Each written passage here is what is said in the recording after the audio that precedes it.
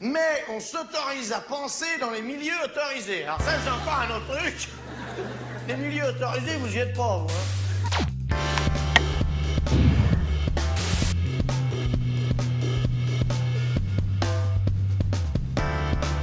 Les libéraux et leur diatribe anti-impôts ont pignon sur rue dans le paysage médiatique français. La France est championne du monde des impôts. Les riches subissent un véritable matraquage fiscal. Les contre-vérités se répètent en boucle sur les plateaux télé, à l'abri de tout contradicteur digne de ce nom, instillant ainsi dans la tête des Français que l'impôt, c'est mal, le marché et la privatisation des services publics, c'est mieux.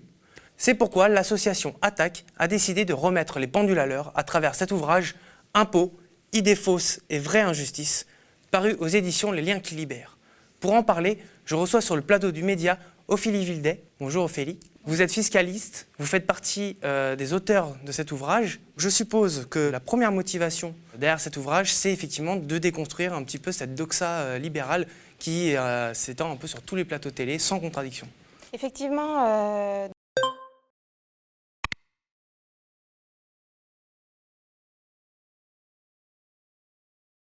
dans ce dernier livre, Attaque a voulu déconstruire les véritables idées fausses autour de la fiscalité, considérant que la fiscalité c'est mal. Or, la fiscalité a un rôle, c'est ce qu'on essaie d'expliquer dans cet ouvrage. On essaie aussi de dénoncer les vraies injustices autour de l'impôt, parce qu'actuellement dans le système fiscal tel qu'il est conçu, il y a de vraies injustices autour de l'impôt, entre les riches et les pauvres, les multinationales et les PME. On a essayé également de mettre en avant une analyse et des propositions concrètes pour essayer de remédier à tout ce discours qui distille beaucoup d'idées fausses, beaucoup de contre-vérités. La première qui a été évoquée en introduction, la France est championne du monde des impôts, ou plus largement des prélèvements obligatoires. Oui, alors dans le discours libéral, on entend beaucoup que l'État, les individus, les citoyens croulent sous les prélèvements obligatoires. Pas que les impôts, hein, les prélèvements obligatoires. Les prélèvements obligatoires, c'est l'ensemble des impôts, des taxes et des cotisations sociales. Après, il faut savoir à quoi sert tout ce système de prélèvements obligatoires, puisque c'est lui qui va financer l'action publique et les services publics. Effectivement, en France, on a un poids des prélèvements obligatoires par rapport aux autres États qui est assez fort, il est autour de 20%, mais c'est lui qui finance, entre autres, le système de protection sociale. En fait, ce qui est ciblé quand les libéraux parlent de France championne du monde, c'est la taxation des plus riches. Sur BFM, sur CNews, on entend régulièrement dire que les riches croulent sous les impôts, alors qu'au contraire, parce que les riches bénéficient d'une multitude d'avantages fiscaux que n'ont pas les classes moyennes ni les classes populaires. Effectivement, on entend beaucoup dans le discours politique, mais également des lobbies libéraux, y compris du MEDEF, que les impôts sont injustes vis-à-vis des riches. Les riches crouleraient sous les impôts. Il faut savoir que proportionnellement, entre riches et pauvres, un riche paie déjà beaucoup moins d'impôts qu'un pauvre, proportionnellement à ses revenus. Après, il se focalise en fait sur l'impôt sur le revenu, par exemple, ou l'impôt l'ancienne ISF, qui est devenue l'IFI maintenant. Il faut savoir que dans ce discours-là, il focalise sur ces impôts directs-là, dans la mesure où il n'y a que 50% de la population qui paye l'impôt sur le revenu. Mais l'impôt sur le revenu a également baissé dans ces tranches, puisque le taux marginal le plus haut est à 45%, alors qu'il y a encore quelques années, il était à 60%. Ce qui est omis dans ce discours-là, c'est les autres impôts, qui sont les impôts à la consommation, où là encore, proportionnellement, une personne riche paiera moins qu'une personne pauvre. La TVA est l'exemple emblématique.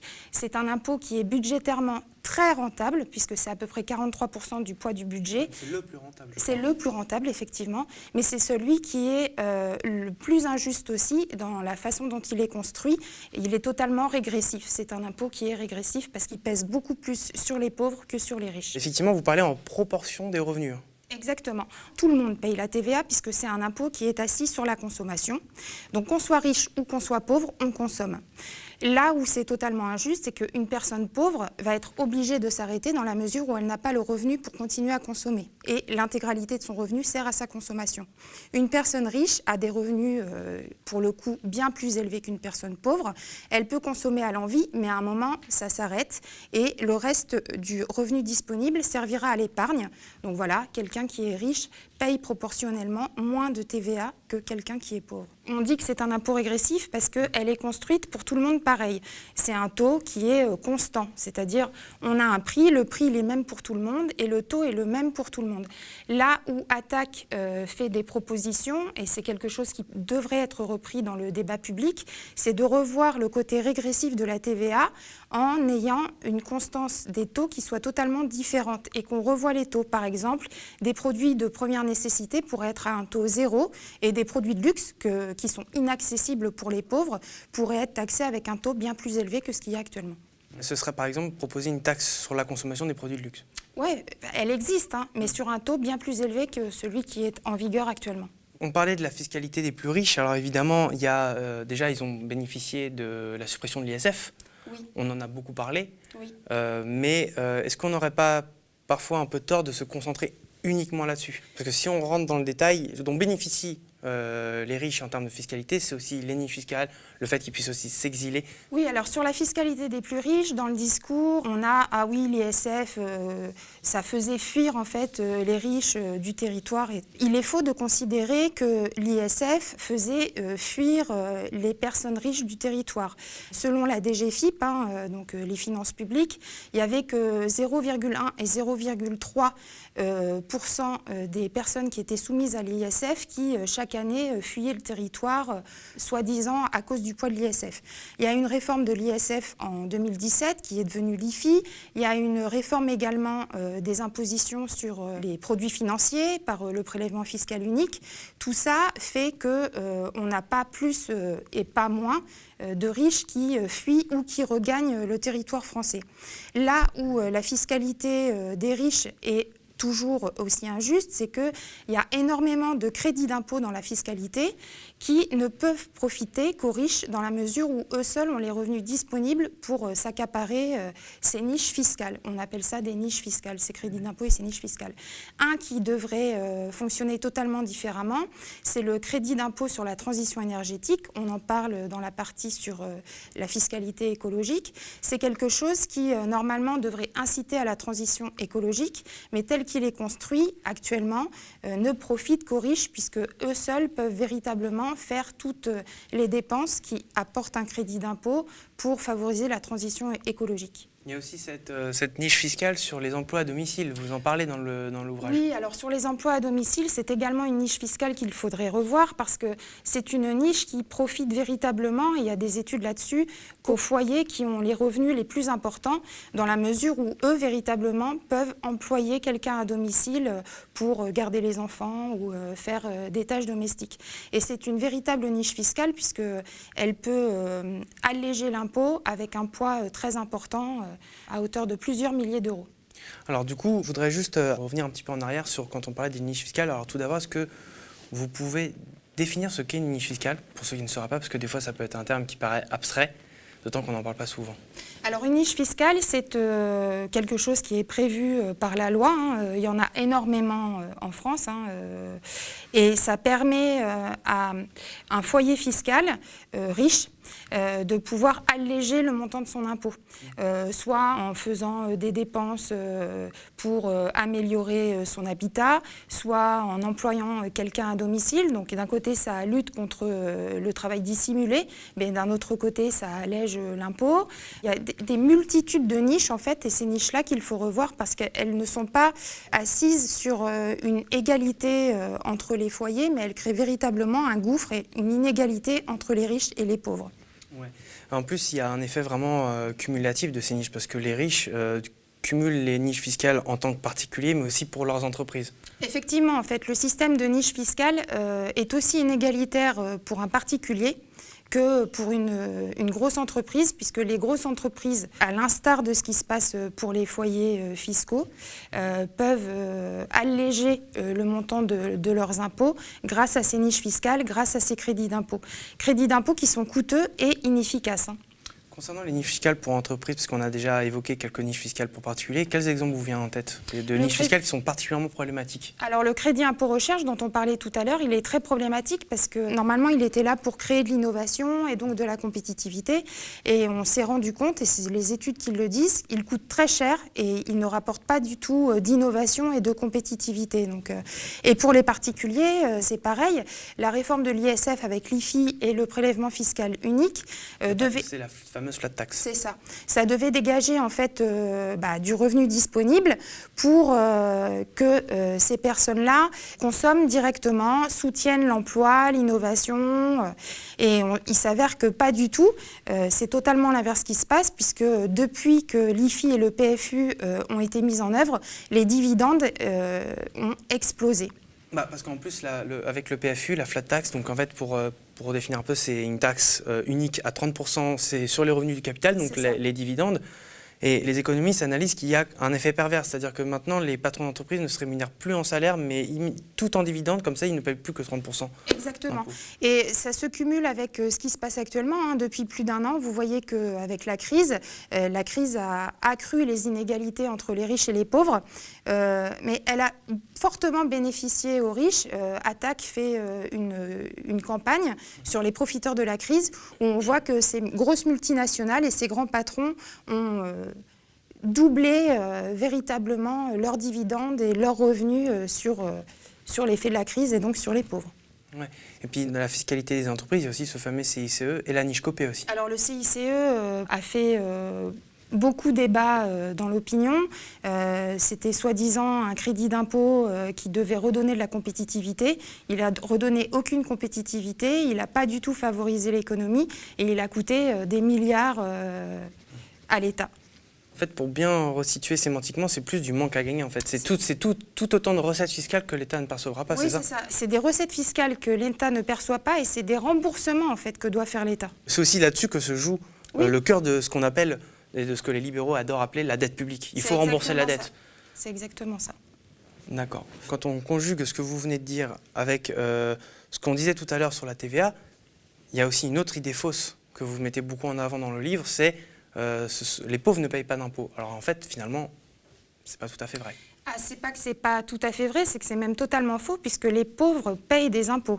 Si effectivement les pauvres ne payent pas forcément l'impôt sur le revenu, ils payent ce dont on parlait tout à l'heure, les impôts à la consommation. La TVA est l'exemple le plus flagrant, mais il y a un autre impôt à la consommation, la taxe intérieure de consommation sur les produits énergétiques, la TICPE, la fameuse taxe sur les carburants qui a fait hurler les gilets jaunes au moment où elle augmentait, puisque cette taxe-là, elle est totalement indolore pour les riches et elle est insupportable pour les pauvres. Au-delà de ça, les pauvres payent également et contribuent au système de protection sociale. Donc là aussi, c'est une ineptie de considérer que les pauvres ne participent pas au financement de la protection sociale dans la mesure où ils sont assujettis, ils contribuent aux prélèvements obligatoires que sont la CSG et la CRDS. Ah oui, ça d'ailleurs, ce sont aussi des impôts qui ne sont pas forcément très justes, notamment la CSG. Oui, alors la CSG et la CRDS ne sont pas des impôts justes dans la façon dont ils sont actuellement pensés, mais par contre, ils sont assis sur l'intégralité de tous les revenus, y compris les revenus de remplacement, et c'est pour ça que quelqu'un qui est pauvre contribue au même titre que quelqu'un qui est riche au système de financement de la protection sociale. Donc finalement, c'est un petit peu comme la TVA, c'est un impôt régressif aussi ? En quelque sorte, oui, on peut considérer ça. D'accord. Il y a un autre volet sur lequel les impôts sont extrêmement inégalitaires, c'est la fiscalité des entreprises, où là encore, ce sont les riches qui se payent la part du lion, d'une certaine manière, parce que, encore une fois, les niches fiscales, le CICE, la fameuse niche Copé... Alors, en termes de fiscalité des entreprises, là encore, considérer que la fiscalité des entreprises est beaucoup trop forte en France et qu'il faudrait la baisser est une hérésie. Et en plus, la fiscalité actuellement, si on prend l'impôt sur les sociétés, on est dans une réforme où on fait baisser totalement le taux de l'impôt sur les sociétés pour arriver à un taux à 25% en 2022. Déjà, si on regarde les propositions de Biden, on ne devrait pas trop suivre encore cet exemple-là. Et en plus, on a véritablement une inégalité entre les multinationales et les PME, puisque proportionnellement, les multinationales payent beaucoup moins d'impôts sur les sociétés dans la mesure où ils ont beaucoup plus d'échappatoires au titre de la fameuse optimisation fiscale, des niches et des règles dérogatoires. Et il y a aussi des crédits d'impôt qui sont beaucoup plus favorables aux multinationales, comme le crédit impôt recherche, qui coûte quand même près de 6 milliards d'euros. Voilà. On a des chiffres sur le manque à gagner que constitue l'ensemble de ces niches fiscales? On a des chiffres, en fait, si on prend niche par niche, effectivement, ça grève énormément le budget de l'État. C'est des dizaines et des dizaines de milliards d'euros, au même titre que la fraude et l'évasion fiscale, puisque l'optimisation fiscale, c'est le terme employé par la doxa libérale et par les multinationales, l'optimisation fiscale, on surfe entre la fraude et l'évasion. Et là, pour le coup, on estime ce montant-là entre 80 et 100 milliards d'euros. Il y a aussi, effectivement, là on parle d'optimisation fiscale, mais en fait, il y a un volet qui est intéressant dans l'ouvrage, c'est que à un moment donné, vous distinguez, parce que c'est vrai qu'on parle souvent optimisation fiscale, fraude fiscale, évasion fiscale. On s'y perd un petit peu avec ces trois termes-là, ces trois notions. Comment vous les distinguez ? En fait, la fraude, c'est véritablement le côté illégal, c'est-à-dire très clairement, il y a des montages, il y a des sociétés écrans, il y a tout ça, et là, on est véritablement sur de la fraude et quelque chose qui est totalement illégal. L'optimisation fiscale, c'est pratiqué par les multinationales parce qu'elles ont les moyens de le faire, elles ont les conseils pour le faire, elles savent surfer avec les limites de la légalité et de ce qui constitue en fait des petites impasses pour échapper à l'impôt, en tout cas pour alléger le montant de l'impôt. Et puis l'évasion fiscale, là c'est clairement profiter d'un système international qui est assez hétérogène pour aller mettre des filiales ou des activités sur les fameux paradis fiscaux ou sur des territoires qui ont une fiscalité incitative. Mais en plus, on nous rabâche tout le temps que la fiscalité en France est trop lourde et fait partir les riches. Mais il y a déjà énormément d'allègements fiscaux sur les plus riches. Même quand il y a eu le bouclier fiscal sous Sarkozy, en fait, les rapports montrent que les riches continuent de partir. Oui, mais les riches continuent de partir, pas à cause du poids de l'impôt, véritablement à cause du système qui est totalement hétérogène. On a une absence de coopération internationale pour lutter contre la fraude et l'évasion fiscale. Et c'est ça véritablement qui fait fuir et uniquement les multinationales. Et ça ne fait pas fuir la multinationale en tant que telle, mais certaines activités. Actuellement, là, il serait nécessaire en fait de véritablement penser l'impôt sur les sociétés et l'impôt sur le numérique, puisque là, actuellement, ce qu'on appelle les GAFAM, eux, arrivent à échapper à l'impôt en France en mettant des plateformes de vente dans des endroits où la fiscalité est quasi nulle. Et tout ça, je suppose que ça coûte un pognon de dingue, comme dit Emmanuel Macron. Exactement. Ce qui coûte un pognon de dingue, c'est pas véritablement ce que nous disent les libéraux. Ce qui coûte un pognon de dingue, c'est effectivement tout ce système d'allègements fiscaux, tout ce système de niche fiscale et tout ce système de fraude, en fait, fraude qu'on estime, mais on n'arrive pas à lutter efficacement dessus parce qu'on a un joli discours volontariste, mais derrière, on a très peu d'actions, y compris actuellement, il y a des négociations qui se passent au niveau de l'Europe et la France est un petit peu récalcitrante pour mettre en œuvre et avoir une véritable politique volontariste de lutte contre la fraude fiscale. Je suppose qu'Attaque a des propositions à faire là-dessus. Oui, Attaque a des propositions sur cette fiscalité-là, donc la fiscalité des multinationales, la fiscalité des entreprises.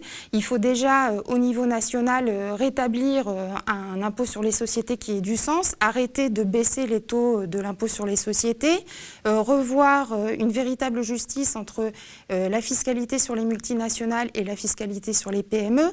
Là aussi, le fait qu'on note les impôts de production est un véritable problème, puisque cette exonération touche les multinationales et très peu les petites entreprises. Vous pouvez préciser peut-être cet impôt sur les productions?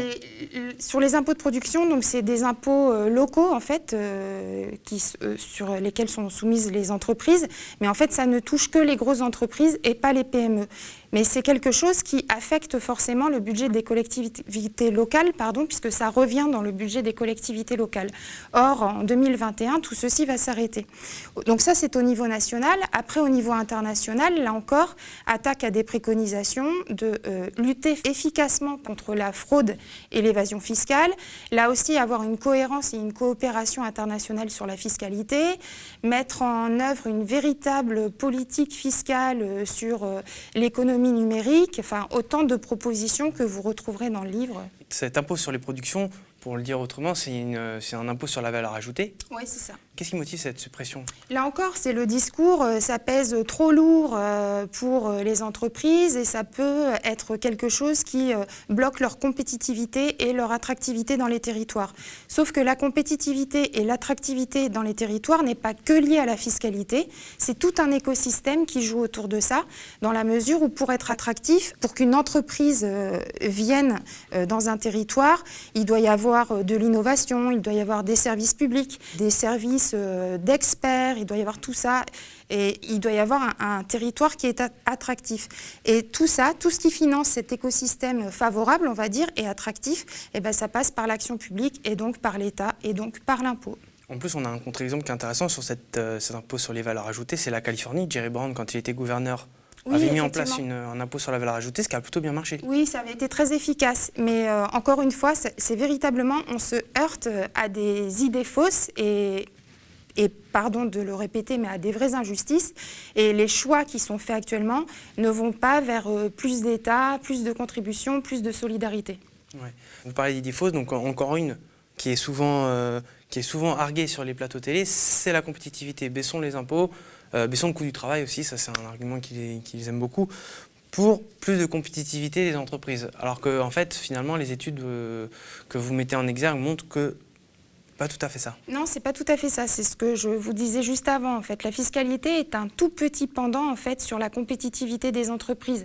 C'est véritablement tout un écosystème. Donc l'un des principaux nœuds en fait sur la compétitivité et sur l'attractivité, parce qu'on ne peut pas considérer l'un sans l'autre en fait, c'est le fait qu'il y ait des services qui soient présents, une main-d'œuvre qui soit là, c'est-à-dire un bassin d'emploi. Et pour qu'il y ait tout ça, il faut des services publics, des hôpitaux, des écoles.